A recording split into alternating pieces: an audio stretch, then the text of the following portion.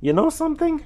There's a little bit of something or another that I feel as though characters in every single anime series where the MC is a complete enigma should adhere to in order to avoid suffering the ramifications of their disobedience. And that thing is, they should follow a strict pecking order, a hierarchy of character roles. There's the protagonist, the deuteragonist, and then the antagonist. And well, the other schmucks, I guess, but this is all we need for this. The protagonist is typically at the top in each and every single anime. Second is the deuteragonist, and third is the antagonist, but these two are interchangeable depending on which series you're watching. But for Classroom with the Elite, the second season specifically, the antagonist has precedence over the deuteragonist in my eyes.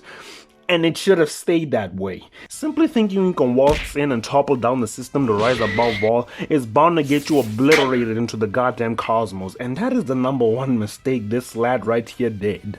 Ryuuen Kakeru. Dragon Boy. A quite formidable individual throughout the second season and a seemingly formidable adversary.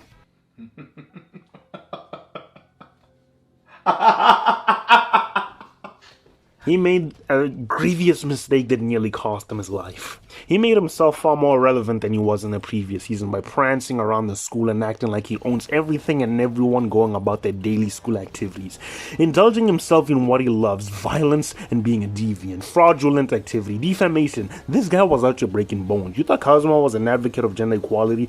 This guy was far worse than that. His presence was one to behold due to what he was offering in terms of pure entertainment. But problem is, in doing all of that, he made a very crucial error, a very big mistake.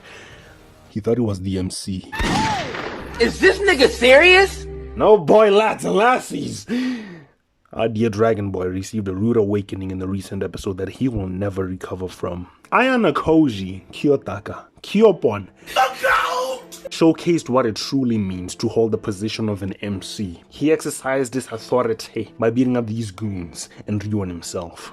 I know, right? Freaking weird. The antisocial dude with the high IQ that a lot of edgy teenagers feel like they relate to can do one thing they cannot: throw hands. And that is what this delusional fellow with the protagonist deficiency disorder should have realized. Quite frankly, when Kiyotaka arrived and proclaimed himself as the one Dragon Boy was looking for, at that point right there, he should have just raised the white flag, issued an apology for all the torment he put K through. Because when Kyopon arrived in there and listened to whatever blather they were going on about with that usual listless expression emanating IDGAF energy, oh brother, you should have known it was about to get real. There was no fear or concern whatsoever in those dead fish eyes of his. I could feel the wrath from my computer screen. You should have been reduced to cinders for merely being in his presence, but you didn't. And that was another one of your many mistakes from this episode, Dragon Boy, sticking your goons at him because you thought you were the chosen one, the one who could do what many have failed, knocking the protagonist down his pedestal and taking it as your own. And thinking Ayanokoji was a complete pushover was a recipe for getting your face caved in, my boy.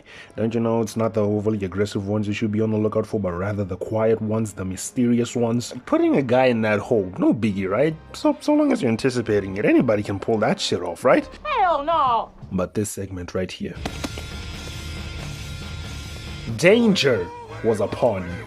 Brother, he was essentially gauging the optimal strength or power required to inflict some serious damage on this giant fellow, and where to inflict it. This is not the average fighter or character, Ryuuen, my boy.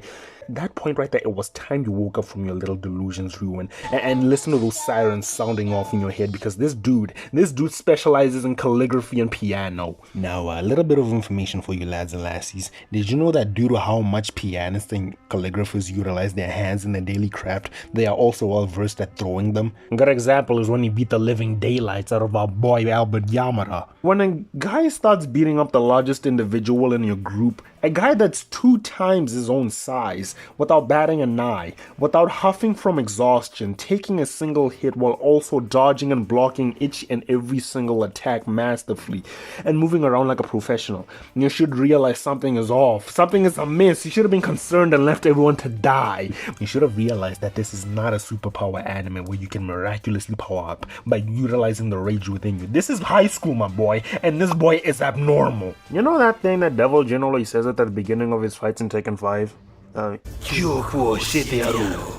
Yeah, proper translation for that is this. That is essentially what Ayanokoji said to Ryuuen and put that into effect. He went full Android Saga Vegeta on him and inflicted the feeling of fear deep into his soul. Ryuuen, Dragon Boy, you could have honestly just sat down and admitted defeat at the hands of this mysterious ex-fellow. You could have just bowed down before the great one, the one and only.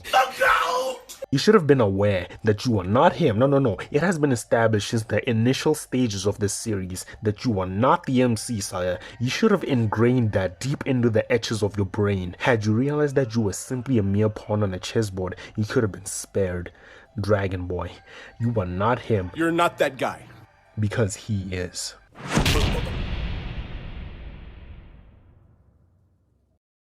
Surprise, motherfucker.